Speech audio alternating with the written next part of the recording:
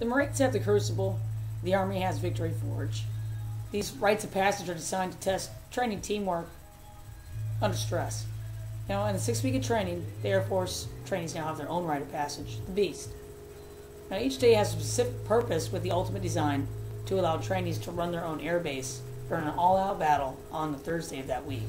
Starting with Monday's deployment phase to the culminating awards ceremony on Friday, and eventually return back to their training squadrons, we're going to go ahead and break down the Beast week. Now, before the trainees can run the camp, they must deploy out on Monday and learn the layout of the 4 different pods and standard operations out there.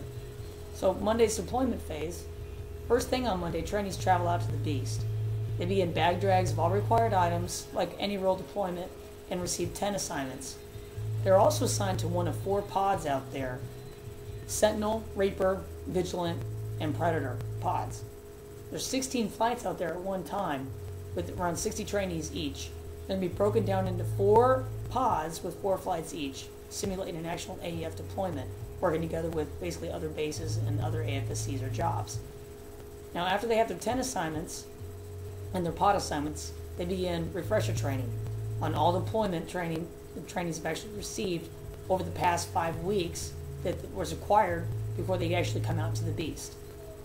So after Monday's orientation refresher training, the cadre begin what's called a crawl phase of the Beast on Tuesday.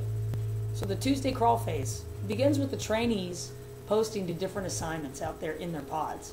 There are defensive fighting positions, entry control points, and actual control centers.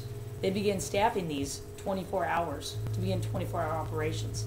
The cadre will be there every step of the way to ensure the trainees are set up for success and understand how exactly they're going to run their camp, because they're going to be there at the end of the week for an all-out battle.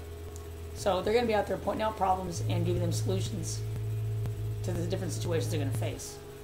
And now the crawl phase is considered critical due to the completely hands-off approach on Thursday.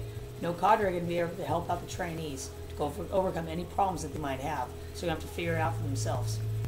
Now during the afternoon, the trainees will also complete a tactical course consisting of basically every tactical movement they have already learned prior to coming out. The course is pretty difficult and tests the trainees' physical and mental endurance, as well as strengthens the wingman concept at the same time. So after Tuesday's crawl phase, the trainees are going to transition into something called the walk phase for Wednesday. That's going to allow the trainees to take more control over their pods and their different assignments. So the Wednesday walk phase first starts off with the trainees running their camp, with only instructor assist to point out the trainees' different deficiencies and point them in the right direction, or get them back on track.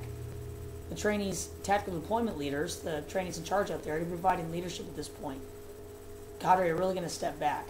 The pods are going to respond to ground burst simulators, giant voice announcements, and prepare themselves for Thursday's run phase.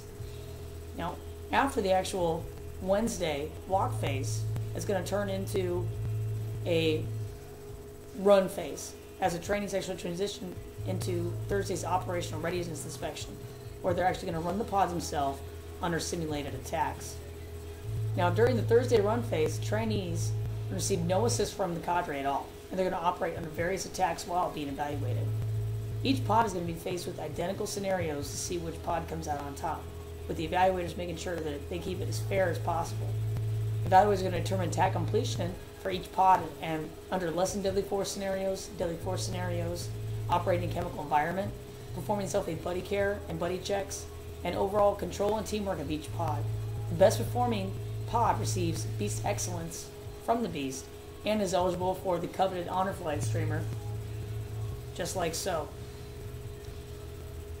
Now, in order to be eligible for Honor Flight, you've got to receive Beast Excellence, and it's a pretty important thing for the trainees out there actually to receive.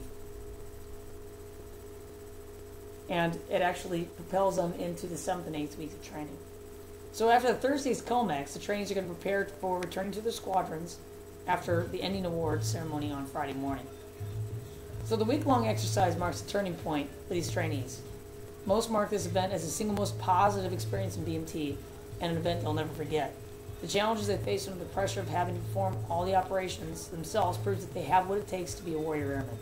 Each day prepares them for the operational readiness exercise and completion of the rite of passage that's so critical in their development. And for those that receive Beast Excellence, they mark the very best of the best. But all trainees return battle ready and excited to become airmen.